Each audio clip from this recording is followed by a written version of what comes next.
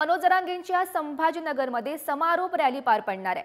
सरकारला दिलेला अल्टिमेटम सुद्धा आज संपतोय। राज्यभरातून संभाजीनगरात येणाऱ्या आंदोलकांसाठी जेवणाची सुद्धा सोय करण्यात आली आहे। तर एक पोळी आरक्षणासाठी संभाजीनगरच्या महिलांनी हा उपक्रम राबवण्याचं सध्या समजतंय। आज संभाजीनगरमध्ये मनोज जरांगे यांची शांतता रॅली पार पडणार आहे।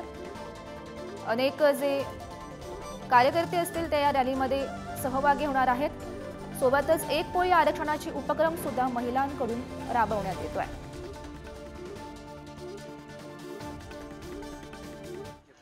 उद्याचं नियोजन असं आहे, मनोज जरांगे पाटील यांच्या शांतता रॅलीमध्ये जेवढे सहभागी होणार आहे, बाहेर गावाहून आलेले जेंट्स वगैरे, लेडीज वगैरे, तर त्यांच्यासाठी आम्ही पोळ्या, भाजी, लोणचं वगैरे आमच्या पद्धतीने 10,000 11,000 लोकांचं करणार आहे।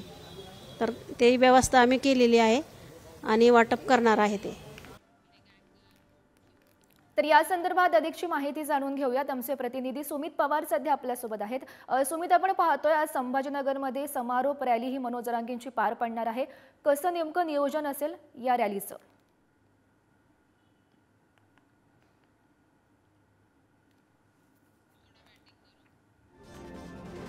तर आपण पाहतोय संभाजीनगरमध्ये आज मनोज जरांगेंची समारोप रॅली पार पडणार आहे। आज सरकार दिलेला अल्टिमेटम सुद्धा संपतोय आणि आजच्या दिवशी मनोज जरांगे पाटील नेमकं काय बोलणार हे पाहणं सुद्धा महत्त्वाचं ठरणार आहे। कारण राज्यभरातून संभाजीनगरात आज अनेक असे आंदोलक असतील ते सुद्धा येतील आणि त्यांच्यासाठी जेवणाची सुद्धा सोय करण्यात आलेली आहे। एक पोळी आरक्षणासाठी असा उपक्रम आता महिलांकडून राबवण्यात येतोय।